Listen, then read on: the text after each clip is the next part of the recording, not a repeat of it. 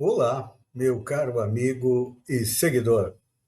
Seja bem-vindo à nossa live do Reflexão Matinal, onde eu convido você para irmos em direção ao nosso coração para lá, como jardineiros espirituais, elevar templos às nossas virtudes, fazendo-as crescer, florescer e frutificar, pois são elas que nos alimentam, que nos impulsionam nesta longa jornada em busca da felicidade.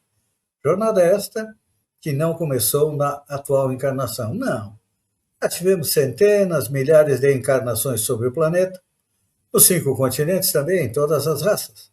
Já fomos brancos, negros, amarelos, peles vermelhas, encarnamos como homem ou como mulher, dependendo da nossa necessidade e da programação encarnatória, como esclarece o Espiritismo, que diz mais.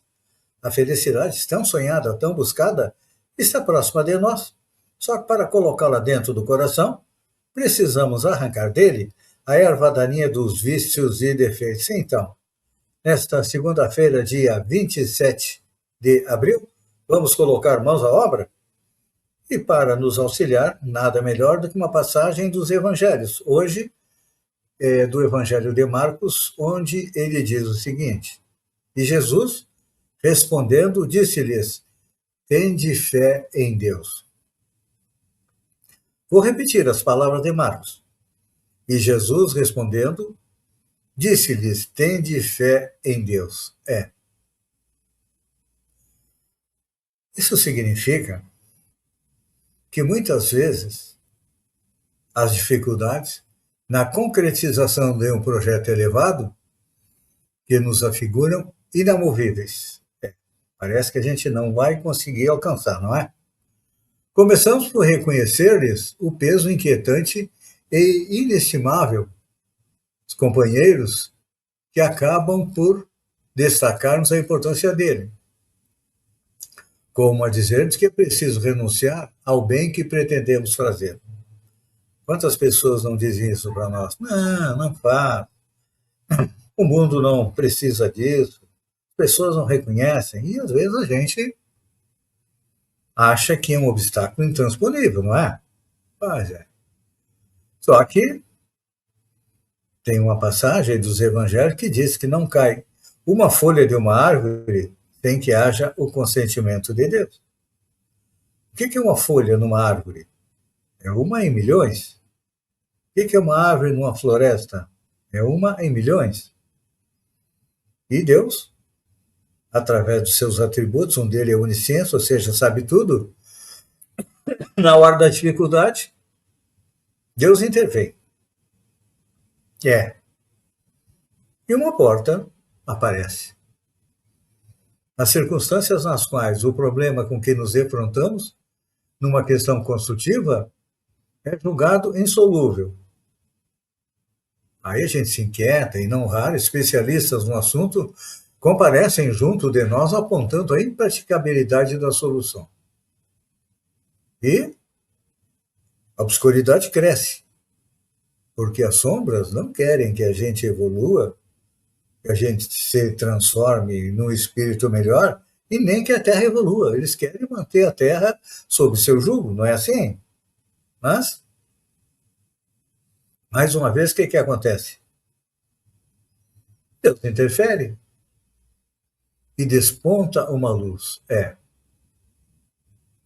Em outra ocasião, uma pessoa querida perturba-se e fornece a impressão de um doente irrecuperável. Não é assim? A gente se aflige ao ver um querido. Quem não se aflige ao ver um querido amigo em desequilíbrio? E aí, o que acontece? As pessoas à nossa volta comentam que não tem condição de melhorar, não. Vamos largá-la ao próprio infortúnio. Não é assim que nos dizem?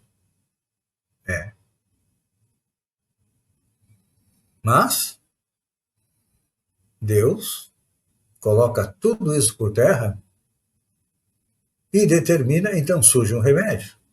Quantas pessoas estão à beira da morte desenganadas? Retoma a saúde? É milagre? Não. é desígnio de Deus. E isso acontece nas situações de saúde, da família, das realizações. Então, é importante lembrar que para que as coisas aconteçam, nós temos que agir. E a partir do momento que a gente decide agir, as forças do universo se movimentam. Porque há uma lei no universo, a lei da ação e reação, que diz que semelhante atrai semelhante. Então, se nós temos um projeto difícil, às vezes nos parece impossível, é importante lembrar que para Deus não existe o impossível. Não. O que parece impossível hoje, amanhã, já pode estar um pouco melhor, porque a gente é imediatista, quer resolver as coisas de uma hora para outra, não é? Mas é importante lembrar que, apesar de estarmos na Terra há 20, 40, 50, 60 anos, e olhamos lá no fim do túnel que a morte está chegando, mas é importante lembrar que, como espíritos, nós somos eternos. Muitas vezes nós iniciamos uma tarefa numa encarnação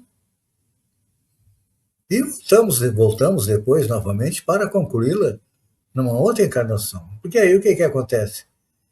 Deus nos testa na paciência, na persistência, na determinação, na vontade que nós temos de conquistar a felicidade. É que normalmente a gente diz que quer ser feliz e fica esperando que a felicidade chegue, não é assim? Mas a felicidade futura, ela é construída no nosso dia a dia. É uma construção que a gente a cada dia vai colocando um tijolo, cimento, no dia seguinte outro tijolo, outro cimento. Então, quando a gente vê, a obra está acabada.